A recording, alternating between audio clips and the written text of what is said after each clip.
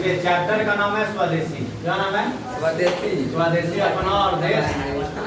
सुनिए ध्यान से, ये चैप्टर है और इस चैप्टर का नाम है स्वदेशी और स्वदेशी का लेखक है बद्री नारायण चौधरी। बद्री नारायण चौधरी, इनको शॉर्ट में हम लोग बोलते हैं प्रेमघन। क्या बोलते हैं? प्रेमघन, जिनकी जन्म होता है सितंबर यानी 1 सितंबर 1855, वही उत्तर प्रदेश मिर्जापुर। कहाँ? उत्तर प्रदेश मिर्जापुर, ठीक विंध्याचल के एक टॉप में जिनकी जन्म होता है प्रेमघन का। और इनकी मृत्यु हो जाता है 1922 में। कब हो जाता बाबू? 1922 में। तो पूछेगा कि प्रेमघन के जन्म जो होता है वो कब होता है, तो आपका 1855 में और मृत्यु हो जाता है 1922 में। किनके? प्रेमघन क्या लिखते हैं? स्वदेशी। क्या लिखते हैं? स्वदेशी। स्वदेशी में क्या हो गया, यानी कि अपनी वस्तुओं को ज्यादा से ज्यादा प्रचलित करिए और दूसरी वस्तुओं को ज्यादा से ज्यादा नफरत करिए, होता है स्वदेशी। जैसे जब हम कमाएंगे और हमारे घर के ही लोग अगर वस्तु को कर देंगे तब बेनिफिट ज्यादा होगा दोनों को, और हम कमाएंगे और पैसा कहीं और चला जाएगा तो बेनिफिट हम लोग को नहीं होगा। तो यही लिखते हैं प्रेमघन जी स्वदेशी, और इनकी जन्म होता है मिर्जापुर यूपी में और मृत्यु हो जाता है 1922 में। समझ गए ना? यह काव्य और जीवन जो है ना, दोनों क्षेत्रों में भारतेंदु हरिश्चंद्र को अपना आदर्श मानते हैं। कोई पूछेगा कि प्रेमघन के आदर्श जो गुरु थे वो कौन थे? कौन थे? इनका भारतेंदु हरिश्चंद्र। कौन थे? भारतेंदु हरिश्चंद्र को ये क्या मानते थे पुत्रों? किनको? भारतेंदु हरिश्चंद्र को क्या मानते थे? अपना गुरु मानते थे। कहता है इन्होंने भारत के विभिन्न स्थानों का भ्रमण किया। भारत के अच्छी खासी ये जितने भी प्रचलित जगह था सब जगह यानी कि प्रेमघन साहब ने क्या किया? घूमा। और घूम करके 1874 ईस्वी में इन्होंने मिर्जापुर, कहाँ? मिर्जापुर में रसिक समाज की स्थापना करने का काम किया। कोई पूछेगा कि रसिक समाज का जो स्थापना हुआ है वो कहाँ हुआ है? कहाँ? मिर्जापुर में। कहाँ? मिर्जापुर कहाँ पड़ता है? उत्तर प्रदेश में। कहाँ पड़ता है? उत्तर प्रदेश में। समझ गए ना? ये सम्मेलन किए, साहित्य सम्मेलन जो बुलाए कलकत्ता में। साहित्य के क्षेत्रों में जो हिंदी के अच्छे जानकारी हो जाते हैं उनको साहित्य बुलाया गया। और साहित्य अधिवेशन के सभापति कौन थे? प्रेमघन। कौन थे? प्रेमघन। कहता है इनकी रचनाएं प्रेमघन सर्वस्व में संग्रहित है। समझ गए ना? सर्वस्व में क्या है? संग्रहित है। इनकी प्रमुख रचनाएं सुनिए ध्यान से। कहता है भारत सौभाग्य तथा प्रयाग रामागमन इनके प्रसिद्ध नाटक था। और इन्होंने जीवन जिन्न जनपद नामक नाटक में लिखा, जिनमें ग्रामीण जीवन का उन्होंने चित्रण करने का काम किया। तो पूछेगा प्रेमघन के द्वारा ग्रामीण जीवन का जो चित्रण है वो कौन सा नाटक में किया गया बाबू? जिन्न जनपद। कौन? जनपद जो नाटक था ना, ये पूरी तरह से गांव पर लिखा गया नाटक था। किस पर? और ये कौन लिखे थे बाबू? प्रेमघन। कौन लिखे थे? प्रेमघन। प्रेमघन जी की कविताएं किया। कविताएं में प्रस्तुत कविता स्वदेशी सबसे ज्यादा, अगर कोई कविता छाया मार्केट में तो वो मार्केट में आया कौन? स्वदेशी। कौन सा छोटे? स्वदेशी। प्रेमघन द्वारा लिखित रचनाएं प्रेमघन सर्वस्व से संकलित है। इन दोहों में नव जागरण का स्वर इन्होंने मुखरने का काम किया। और दोहे की विषय वस्तु और काव्य वैभव कविता के स्वदेशी भाव को स्पष्ट करते हुए उन्होंने चिंता आज के परिवेश में देने का काम किया कि जिस हिसाब से आज की जो दुनिया में लोग आज यानी स्वदेशी को छोड़ते जा रहे हैं और दूसरे वस्तुओं को अपना रहे हैं, जिससे हम ही लोग का क्या होगा? नुकसान। जैसे आज हम लोग धोती कुर्ता को छोड़ दिया, आज हम लोग शर्ट जींस पर आ गया, तो शर्ट जींस पर आ गया बाबू, तो हमारी संस्कृति धूमिल हुआ कि या प्रचलित हुआ? धूमिल हो गया। आज देखते हैं कोई आदमी धोती कुर्ता अगर पहन लेता है तो उसको बुर्बक समझता है। कहता है 100 बुर्बक में बुर्बक। तो लोग अगर आज धोती और कुर्ता में जाओगे तो मास्टर साहब कहे कौन सा पोशाक है? जो हमारा ओरिजिनल पोशाक है, ओरिजिनल हम लोग का पोशाक धोती कुर्ता था, पायजामा था। क्या हम लोग धोती कुर्ता में आज अपने आप को सही अनुभव करते हैं? हम लोग को आज वो कपड़ा में इज्जत जाने की बारी आ जाता है। लगता है हम लोग को सारा वस्तु ही खत्म हो गया। तो इस चीज को कविता में प्रस्तुत किया है कौन? प्रेमधन। और वो कविता कौन सा लिखे थे? कौन लिखे थे? स्वदेशी। कहता है सबे विदेशे वस्तु नर गति रति रीते लखात। ये कविता लिखते हैं और कविता में कहते हैं सबे विदेशी वस्तु, सभे विदेशी वस्तु हो गया। कहता है नर गति रति रीत लखात, भारतीयता कछु न अब भारत प्रदर्शन। कहता है आज जितना भी वस्तु है ना सब विदेशी रैयत पर चल रहा है, चाहे वो नर और नारी भी अगर है तो विदेशी वस्तुओं को ज्यादा प्रोत्साहन दे रहा है, देसी वस्तु को प्रोत्साहन नहीं दे रहा। जैसे आपके घर में कोई आए हैं और उनको दही और चीनी पिला दीजिए, क्या वो दही चीनी पी करके खुश रहेंगे? वो आए हैं उनको क्या दीजिए? पिज्जा मंगा दीजिए, बर्गर मंगा दीजिए, मोमोज खिलाइए, आपका परिवार बहुत नाम लेगा। तो ये प्रेमधन साहब अपनी कविता में कहते हैं कि सब विदेशी वस्तु हो गया। आज हम लोग 90% विदेशी वस्तु पर टिके हुए हैं। किस वस्तु पे? विदेशी वस्तु पे। कहता है गति रति रीत लखात, जितना गति और रति सब चल रहा है सब विदेशी है। कहता है भारतीयता कुछ कछु न दिखा, और हमें कुछ भी भारतीय दिखा नहीं रहा। जैसे आज कोई भी हम लोग कपड़े पहन रहे हैं, क्या भारतीय संस्कृति को बढ़ा रहे हैं? क्या वो नेता मंत्री, क्या वो आपके गांव में बूढ़ बुजुर्ग धोती कुर्ता पहन करके कहीं जाते हैं? नया नया नहीं, जब उनकी भी बारी आता है तो भी शर्ट पैंट और जींस पहन लेते हैं। बताइए हम लोग का अपना धूमिल हो रहा है, संस्कृति हो रहा नहीं हो रहा? कहता है कवि प्रेमधन कहते हैं प्राधीनता के कारण स्वस्थ विदेशी वस्तुएं दिखाई पड़ा। कहता है लोगों के चाल चलन रीति रिवाज बदल गए। आज देख रहे हो ना सब आदमी का रीति रिवाज क्या हो चुका है ना, पूरी तरह से बदल गया। आज हम लोग सारे लोग विदेशी वस्तुओं को ज्यादा से ज्यादा मान रहे हैं, अपनी देश की वस्तुओं को क्या % मान रहे हैं? 1% भी हम लोग बढ़ावा नहीं दे रहे। हम लोग किसको बढ़ावा दे रहे हैं? चाइनीज वस्तुओं को। जैसे आज इंस्टाग्राम पर देख रहे होंगे बहुत मनी जितने भी घर के लड़कियां थी सब इंस्टाग्राम पर चली गई। इंस्टाग्राम पर चलाने के कारण क्या हो गया?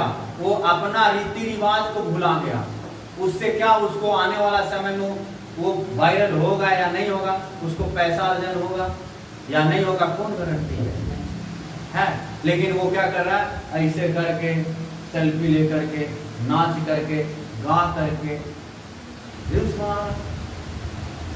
हम लोग अपना रति और मति और रीति और रिवाज को क्या किए हैं? खत्म कर दिए। इसको हम नहीं बोल रहे बाबू, प्रेमधन बोल रहे, हमारा पर नहीं कोई पार्टी नहीं कर रहा, समझ गया ना? हमारा भाव खाली खाने का है, ये नहीं कि आप सर इसका विरोधी है। तो कहता है कि दुख तो यह है बाबू कि भारतीय लोग अपनी भावनाएं के मार दिया ना। आज लोग के महिला के बोलिए कि आपको माइक दे देते तरी 2-4 को गीत गाइए, आप नाटक करिए, इससे हमारा सांस्कृतिक बाल बच्चे पर असर अच्छा पड़ेगा। क्या वो भी है तैयार? वो भी 40 साल के अगर हो गई तो भी नाचने के लिए तैयार है, वो भी रील्स बना रही है। आज हमारा पूरा रति और मति किस पर चला गया है? रील्स पर। और रील्स कहाँ की है? हमारी कंपनी है, ये तो अमेरिका का न है। अब बताइए अमेरिका से आपका डॉलर बन क्या होगा, है या नहीं? अब मिलियन में फ्लोवर बढ़ा, मिलियन में व्यूअर बढ़ा, और इसके चक्कर में अपना नाच के अपना कमर तोड़ दो। तब ये देश प्रेम की भावना देश में कहीं भी दिखाया पड़ रहा है? कहीं भी नहीं।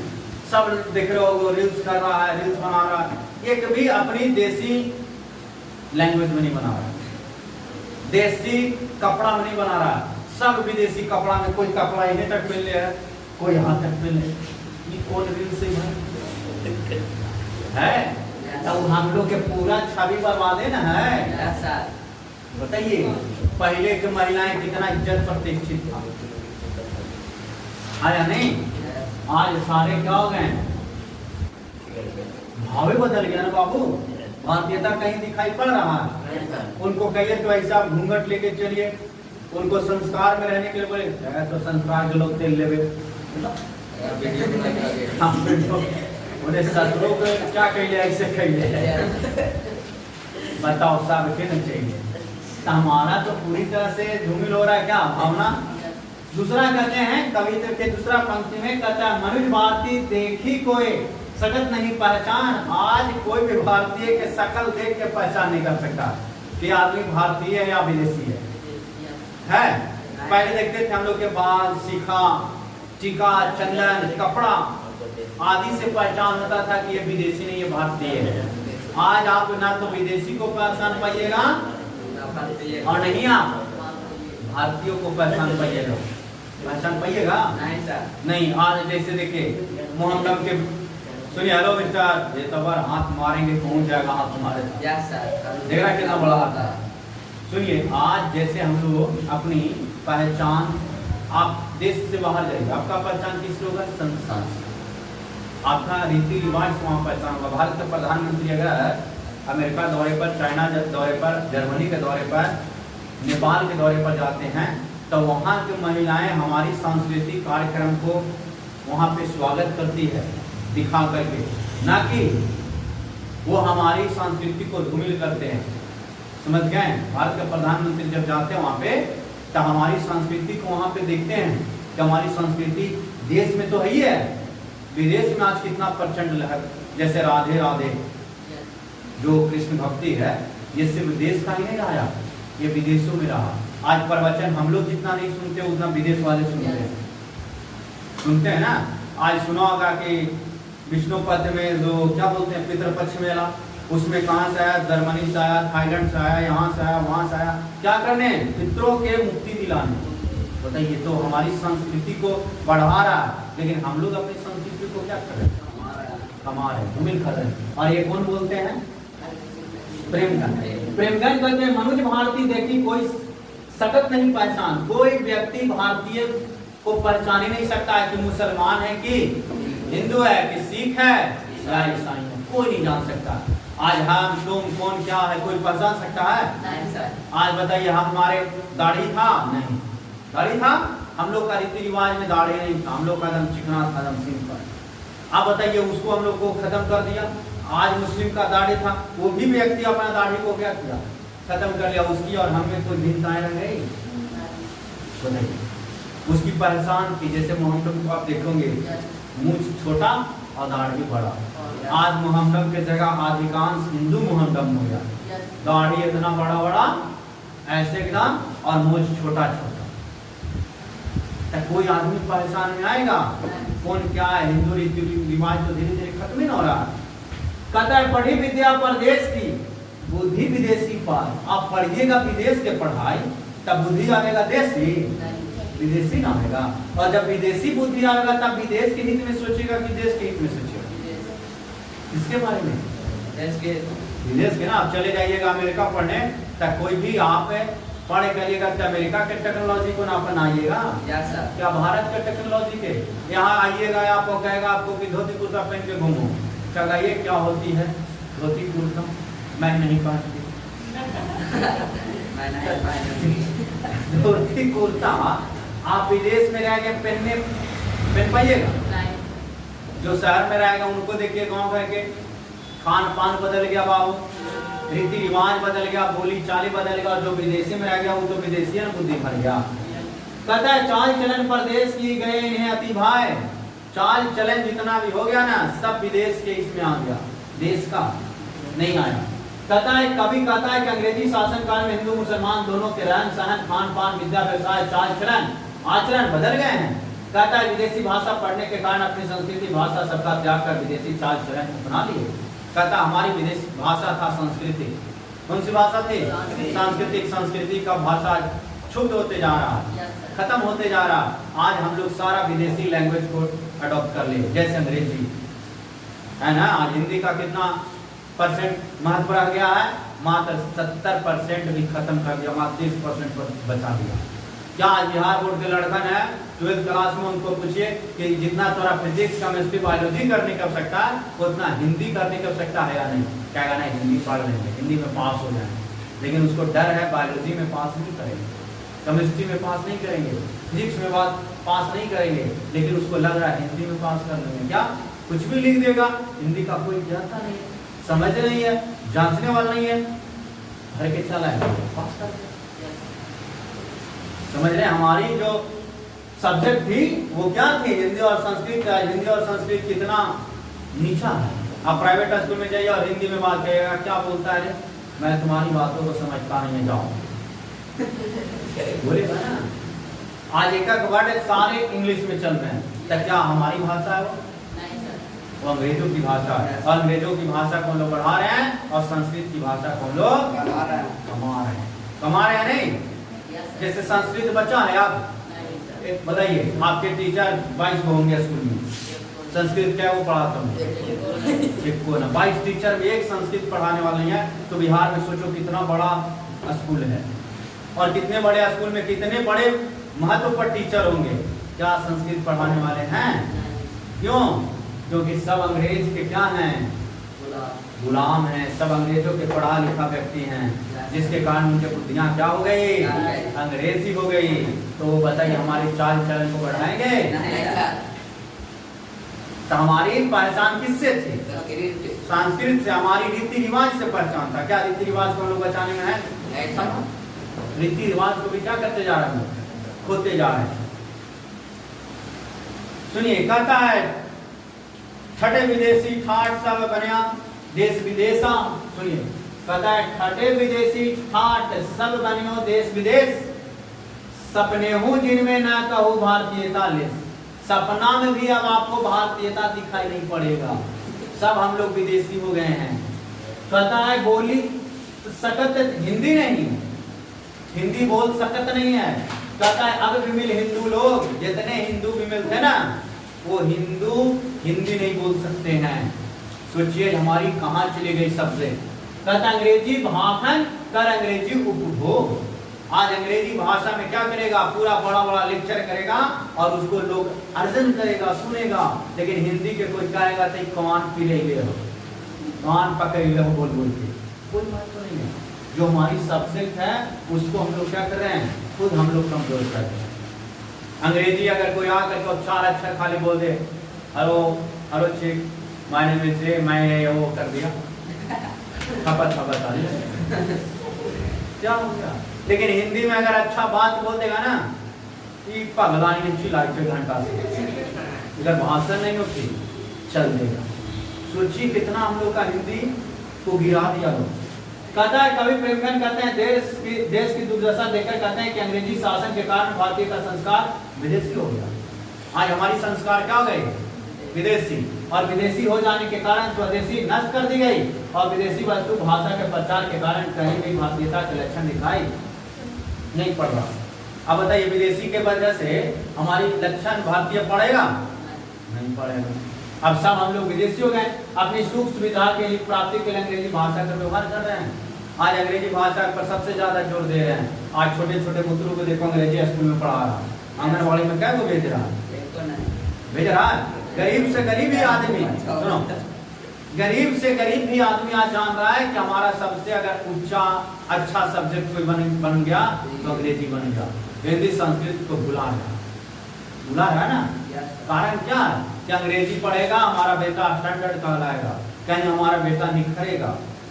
क्या निखरेगा का, जब अपने बापे को भुला जाएगा ना तो बेटा कितना तरक्की करेगा, तीर मार देगा, है ना। जैसे बोला गया तार पर से गिरा खजूर पर टंग गया, तो क्या महत्व रहा, कहीं ना कहीं तो फिर न टंग गया। वही चीज है, हम लोग ओरिजिनल भाषा कौन सी है, हिंदी और संस्कृत। लेकिन हम लोग इससे क्या जा रहे हैं, दूर जा रहे हैं। तो ये सही कतई है नहीं है। हम लोग सुख सुविधाएं सब ले रहे हैं, किसका बाबू, विदेश का। क्या ये सही है नहीं ना सर।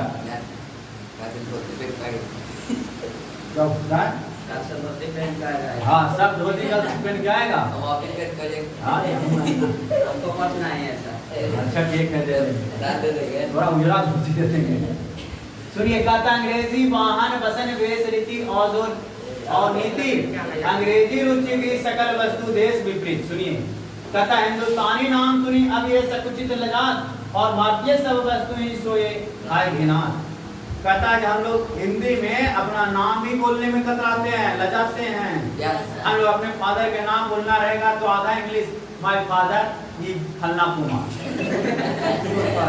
हम लोग अपना माता पिता के भी नाम लेने में लज्जित होते हैं। क्या आधा इंग्लिश, अब इंग्लिश में पूछ रहा है, हिंदी बता दी, खराब है। वो इज्जत अभी हम लोग क्या है, इज्जत प्राप्त किया, क्या दिक्कत है? हिंदी में हम लोग बोलेंगे, क्या देंगे, डायरेक्ट हिंदी हम लोग की आती है, हिंदी भाषा आपको समझ में आता है तो अच्छा है, न तो आप हमारे नाम ना पूछे।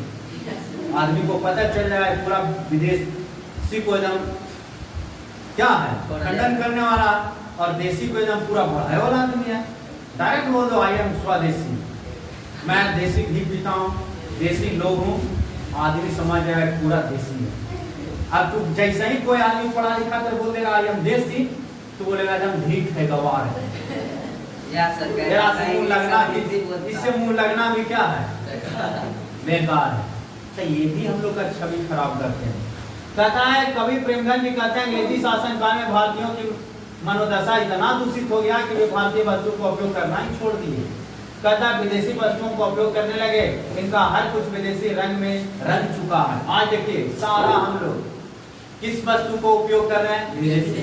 आज हम लोग रंग से लेकर के कोटिंग तक लगा रहे हैं चेहरा में, रंग से लेकर के जितना कोटिंग लगा रहे हैं, स्क्रब कर, फेस वॉश कर रहे हैं, क्रीम लगा रहे हैं, सब कहाँ की वस्तु, अमेरिका के। अमेरिकन बनना चाह रहा है, अमेरिकन के देखो ना, वहाँ के देखिएगा महिलाओं को आप अच्छे से, वहाँ की बस महिलाएं को आप पसंद नहीं कर पाइएगा, फ्री फोकट में।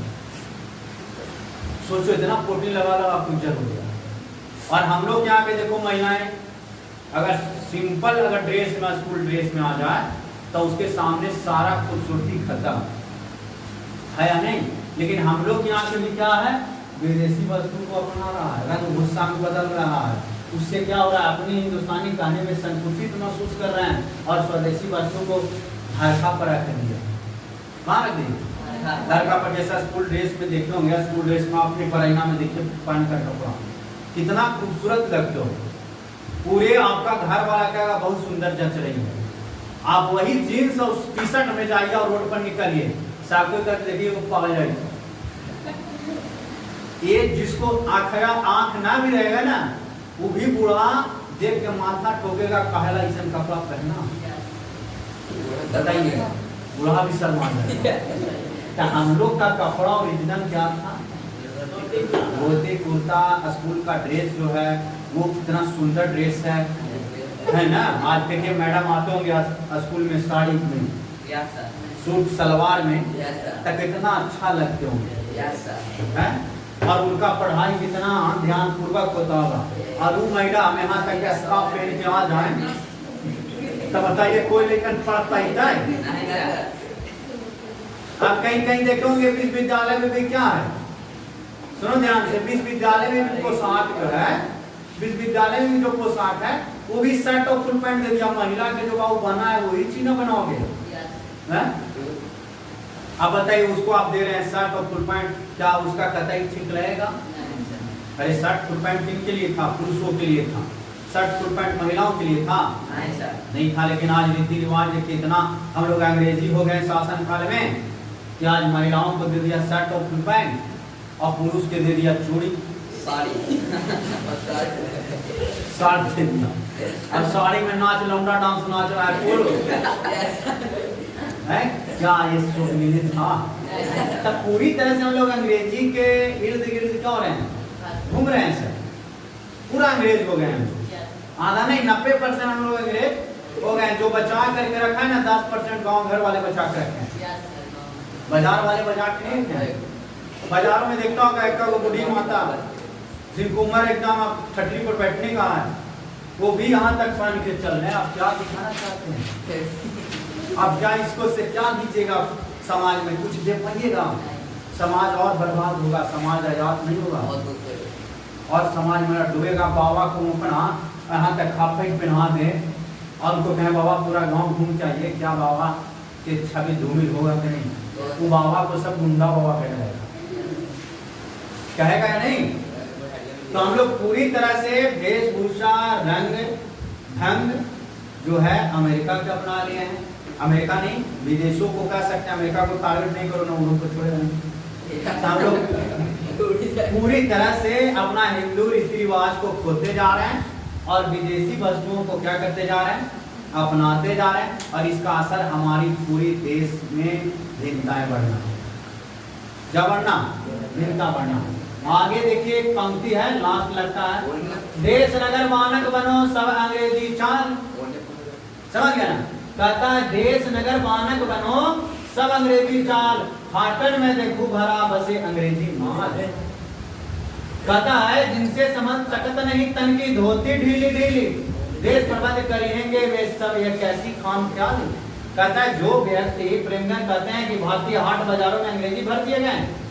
हाट बाजार बोला गया था जहाँ पे वस्तुओं ज्यादा से ज्यादा बिकता है, उसको बोला गया हाट बाजार। वहां भी वस्तु को ज्यादा से ज्यादा बेच दिया अंग्रेजी वस्तुओं को। कहता है देश निर्मित वस्तु का लोप हो गया, जो हमारा देश की वस्तुएं थी उन सभी को लेपित कर दिया, खत्म कर दिया और विदेशी वस्तु को रख दिया।